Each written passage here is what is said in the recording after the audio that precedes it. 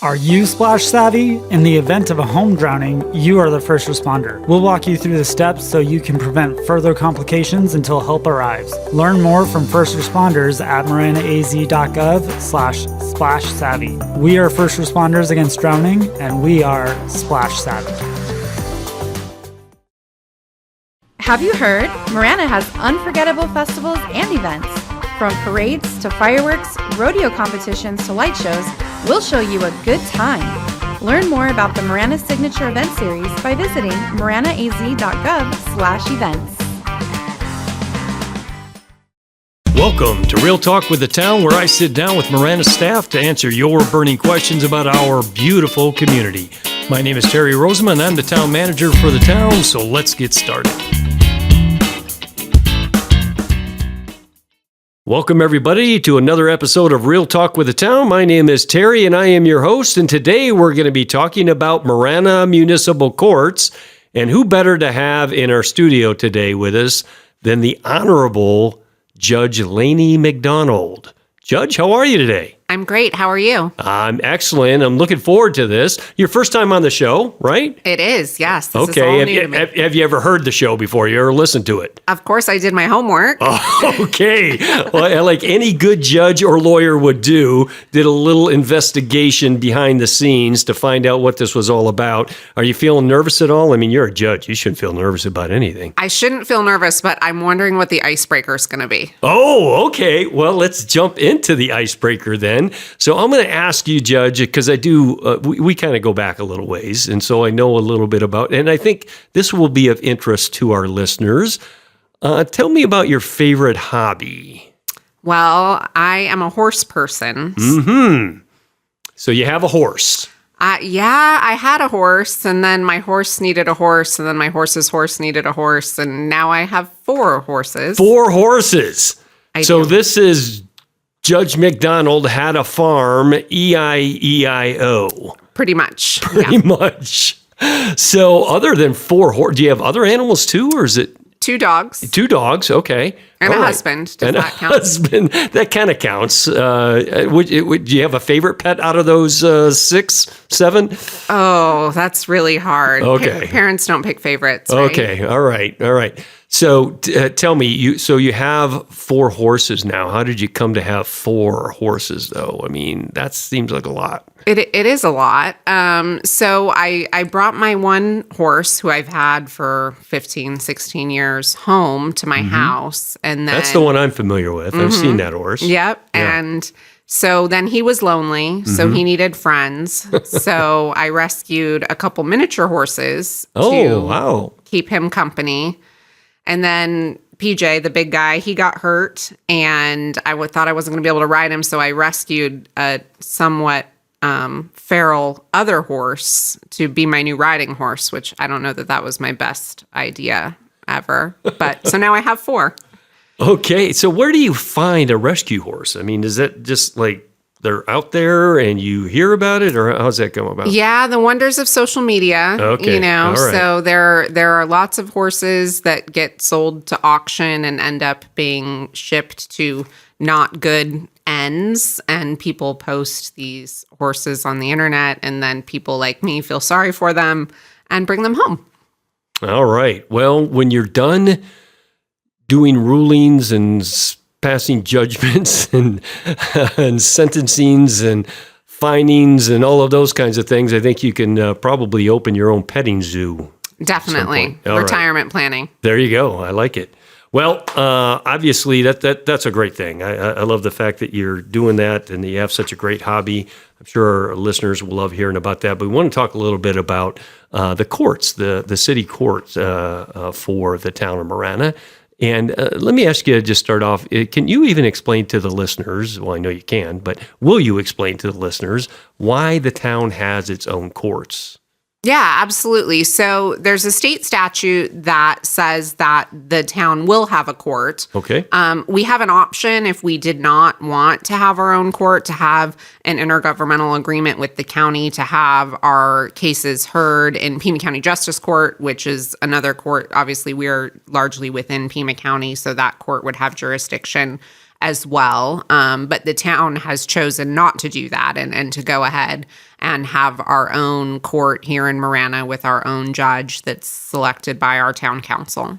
Okay. Now, good idea or bad idea, in your personal opinion? And why would the town of Marana choose to have its own courts as opposed to just utilizing the county and saying, hey, we're going to contract with you guys handle all that? Because the courts is a pretty heavy lift for a municipality. Yeah, it definitely is. But I think it's a real service to our residents in the town, both our residents who may, receive citations and end up in court for that reason, but also just the town as a whole. Because when you have your own court, the town of Marana is my priority. And I am familiar with the town. I've worked here for 18 years. I know what's important. I know 5-star service is important. I know that the way we treat the people who come into our courthouse is incredibly important. If you're outsourcing that, you don't know what experience those people are having. You don't know what resources are being offered to them. So I think it is great that the council, even though it is a heavy lift, has made that decision to go ahead and have our own court here in Marana. I love that answer. I think that response is fantastic because not only do you not know, but you have zero control then, right? And so hearing you talk about your time here with the town of Marana, and as you said, 18 years, right? Yep. And so tell our listeners a little bit about what you did before you ended up becoming the judge for the town of Marana and how you ended up making that transition. Absolutely. So I was hired straight out of law school by Jane Farrell, our now town attorney. She was the assistant town attorney, I think, back at that time, to help in the prosecutor's office. So she was running the prosecutor's office, and I was hired as a fresh law school grad to be kind of the second prosecutor. And then Jane graduated out of the prosecutor's office and was doing far more civil work for the town. And ultimately, I was promoted and supervising the prosecutor's office, and then had the opportunity to do some civil work for the town as well. And along the way, our judge in the court here decided to retire. And we had Jane, now the town attorney, and Frank, our retired or past town attorney, in the town attorney's office at that time. And they are fantastic lawyers, and I knew that they didn't have any plans to go anywhere anytime soon. So there wasn't. So seeing upward mobility potential in the legal department didn't seem probable. Exactly. Yeah. And I really kind of missed being in the courtroom. Obviously, being in the courtroom as a judge is different than being in the courtroom as a lawyer, but I've always really enjoyed being in court and trying cases and interacting with people face-to-face, one-on-one. So when that opportunity arose, I thought, hey, I'll throw my hat in the ring and see if maybe this is something that I could do. It felt like a long shot, and I'm grateful every day that the council put their faith in me. Yeah, that's fantastic. I love that story, but I'm a little bit hurt, I have to admit, because you didn't talk about your favorite responsibility when you were working in the legal department, which was being the police legal advisor. Bingo. Yeah. That's really where I got to know the judge really well, because I was the chief at the time. She was our legal advisor for the PD. So I relied on her a lot to keep me out of jail, quite frankly. So really appreciated that. So you've been the judge now for how long? October will be 9 years. 9 years. Yeah, already. it's my pivot point. I'm going to be 9 and 9. It's crazy. That's fantastic. So let's talk a little bit more about how, what kind of cases come before you as the judge here in a municipal court. I mean, are you seeing armed robbery cases? Are you domestic violence cases? What are the kinds of things you see? So we are a limited jurisdiction court. So we don't hear felony cases. We don't do civil lawsuits. We don't do divorces. I'm grateful for all of that. But we do hear criminal misdemeanors that are committed within the town limits. So those would be like shoplifting offenses, DUIs, reckless driving, domestic violence cases that don't have serious injuries involved, drug paraphernalia cases. I can't list them all, but that's a good smattering. We do civil traffic cases, so civil traffic tickets that people get within the town limits.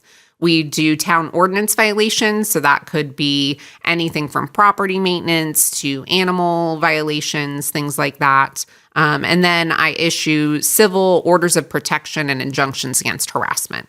Okay.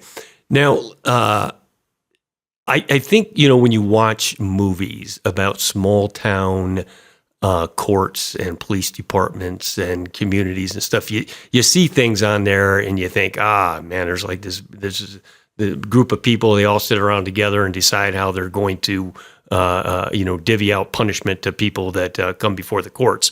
But tell me how it really is. I mean, how are your interactions with the other departments? Because obviously you worked for the town as an attorney for 9 years. You're now in the position of a judge, and there's a big difference there. There's a level of separation that has to happen. So let's talk about that to, I think, calm people's concerns about the justice in the town of Marana. Yeah, absolutely. So the court is a separate arm of the government. There's a separation of powers, and I really appreciate the town's respect for that. I have never in my time here had anyone from another area of the town, whether it be police, legal, the council, come in and say, I think you should decide this way, or, hey, who's going to be in your courtroom today. The separation of powers is alive and well in Marana, which is one of the things that makes me feel comfortable and confident judging here, because I do feel that I can do my job without interference. Fairness and impartiality is a huge thing. I just did a training on it for all of my staff that's in the courtroom, because we are a small town, right? Right. We have, a lot more sworn officers now than we did when I was in the legal department, but we're not a huge organization. Most of the people who come into the court are people that we've seen before. And I really convey to my staff that it's very important that we are not on a side. We are the ones who sit in the middle, and we listen to both sides, and I make that decision. And it's really important to me that the people who come into the court see that. We don't want anybody to think, they know this person, so they're going to rule that way or something like that. Everyone comes in with a clean slate, whether it's the officer, whether it's the person who was charged with an offense. And honestly, you could probably ask some of your former colleagues. I don't have any problem telling an officer when they didn't do something right in my mind, and saying, this is what went wrong, and this is why I'm ruling for the defendant in this case, because I think that that's really important. I think it's important that we treat each case fairly and impartially. And even though we are a small town, we are a separate entity from the rest of the government. Property crimes are often the result of opportunity. You can take action to help reduce crime by starting a Neighborhood Watch program. Neighborhood Watch serves as a guide for more eyes and ears in your neighborhood. Contact the Marana Police Department Community Resource Unit at 520-382-2055 for more information. Whether you're starting a business or looking to expand in Marana, our Town Development Services staff will walk you through the steps towards success. Learn about business licenses, development permits, business loans, local and state resources, and more. Let's get to work. For more information, visit maranaaz.gov/business development. Marana Parks and Recreation's award-winning Crafting for a Cause program is looking for creative seniors ages 50 plus who want to give back to their community. Activities include jewelry making, wreath making, painting, and a chance to sell their creations at town festivals. Proceeds will benefit various causes, including the Marana Community Food Bank and Marana Unified School District. For more information, please visit maranaaz.gov/Team Senior or visit us at the Marana Community Center, located at 13250 North Lawn Adams Road. Now, knowing you now for going on about 14 years now, I think, I believe that you, and I would tell anybody this, that you don't have any issue with being impartial. And why is that? How is it that somebody who's been employed by the town, who has been a part of the prosecutor's office, can go from that position and has gone from working side by side with officers in prosecuting cases, whether it's a DUI or shoplifting or domestic violence or whatever, how you can make the transition to judge and show complete impartiality? I think there are two things that I would say there. One of them is people are like, oh, you're a judge. Are you going to judge me? And I'm like, I am the least judgmental person you will ever meet in your entire life. I hate judging people, that it's very difficult. But I think that's also why it's a good job for me, because I'm not quick to judge. I want to learn about the situation. I want to hear all of the evidence and then make a decision. I'm not one to pass judgment on people. I give everyone the benefit of the doubt. And I think that's why this position was attractive to me, and hopefully why I've been successful. And as far as the question of, these are individuals who I was working alongside, I was training a lot of them. And I wondered about that. I wondered, like, when I get on the bench, is it going to be a challenge to put that aside? And I was really struck by how when you change your seat in the courtroom and you're not sitting at the prosecutor's table anymore, you're sitting on the bench, everything really changed mentally. Wow. Like, I didn't feel like I had to put work into it. It was like, okay, it's the state's burden of proof and it's my job to see if they can meet that burden or not. And it really was not a difficult transition for me personally. I love hearing that. And I think it's a true testament to your character and the reputation that you've garnered, not only when you were in the prosecutor's office and working in the legal department, but since you become the judge as well. We get a lot of compliments about the courts, and very much attributable to you, to Trudy, and the rest of your crew over there. You do a fantastic job. I have a great team. Yeah, you certainly do. Yeah, absolutely do. Can you tell me a little bit about your philosophy as a judge in general as you run the courts?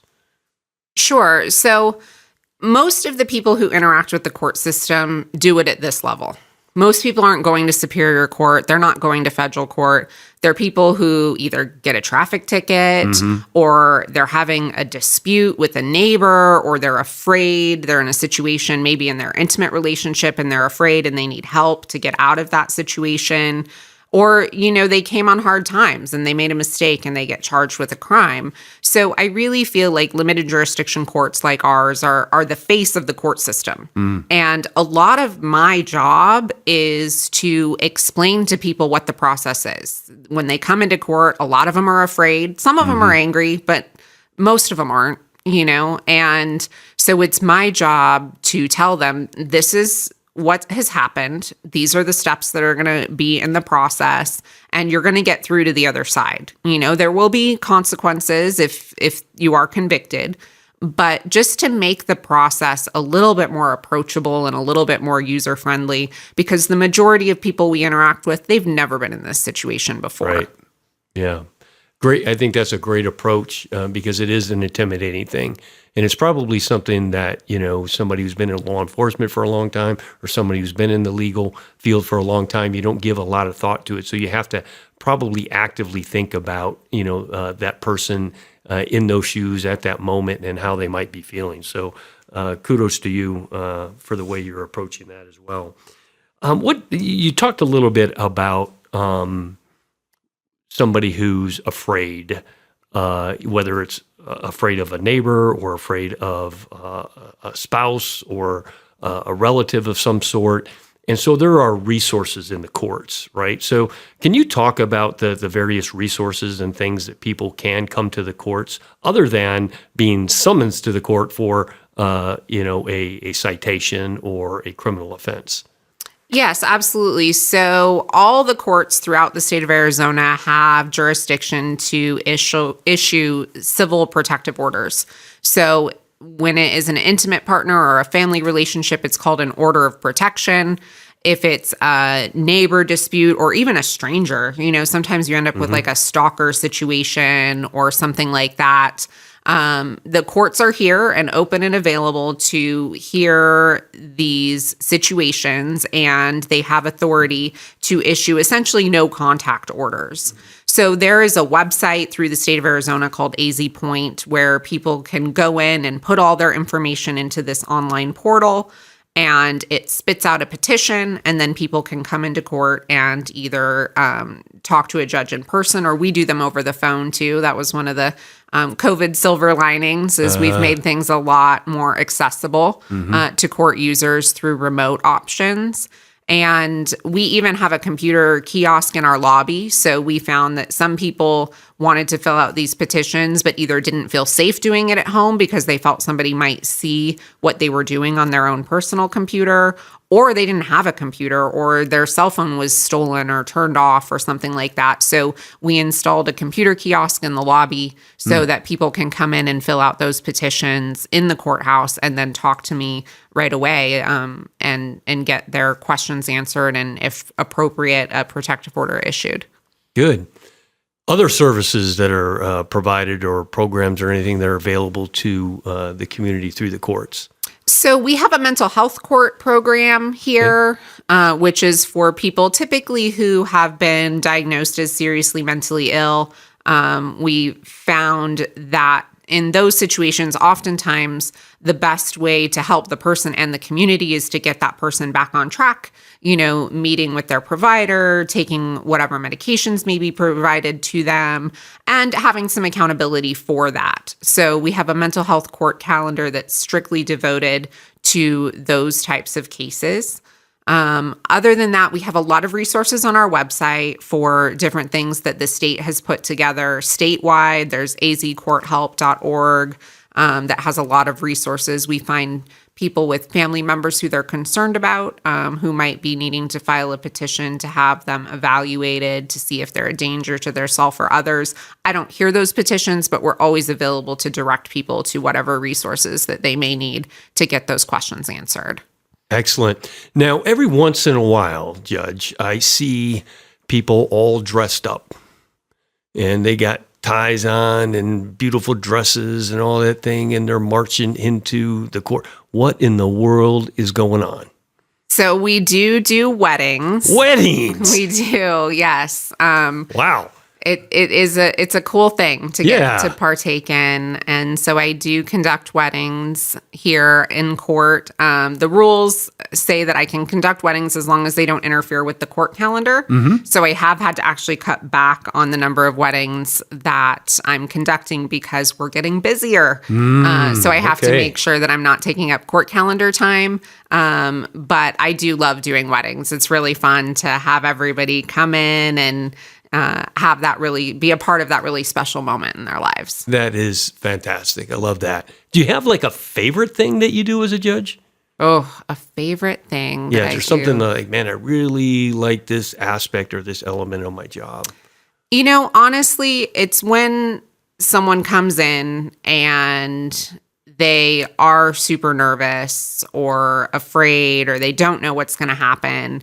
And I have the opportunity to talk to them face to face and explain the process to them. And I get to see them leave feeling a little bit more confident and a little bit more comfortable than when they arrived. If I can Good for you. Leave people feeling like, okay, I understand what's happening. I don't feel like such a deer in the headlights anymore, and I'm going to get to the other side of this, then I feel like I've done my job. Good. Now, we have... I don't know how often it happens. Maybe you can enlighten me here on this, but we have jury trials here, right? We do. How often does that happen?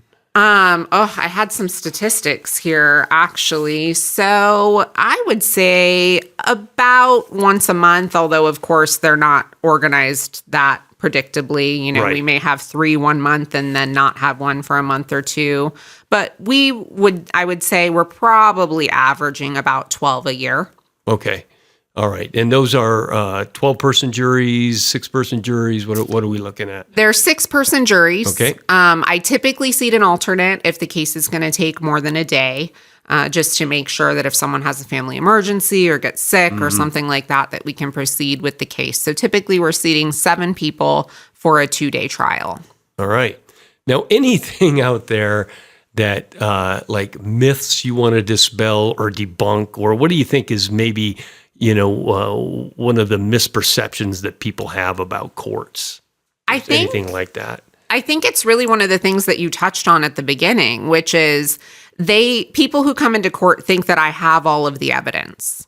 That the first day that they come into court, I know everything there is to know about their case. And they'll say, well, you have the reports, and explaining to people, no, I don't. I don't know anything about the facts of the case other than what's written on your citation, which you received and I received. And I don't get to know anything about the facts of the case until the case comes to trial, and we do it in a very organized fashion, and each side gets to present their evidence. And I think that that's really surprising to people. I don't know if it's because of that small town thing or if it's just a misconception about courts generally. But I promise I don't know anything about the case until the day it goes to trial. And why is that important? It's important because in order to be fair and impartial, I can't hear from one side before I hear from the other. So if I had the police reports, then I would have the state side of the story before I had the person who was charged side of the story. And I need to get all of that information contemporaneously with the opportunity to confront and cross-examine and all those things that the law provides. So I don't get any information prior to the day of trial. No prejudging here. Nope, absolutely not. All right. Well, I think those are all the questions I had for you, Judge. Is there anything else that you can think of that our listeners might want to be aware of? One thing that I will say that a lot of people also don't know about the court system is a lot of people think, oh, I got charged with the crime, I'm going to get a public defender. I'm going to get a lawyer.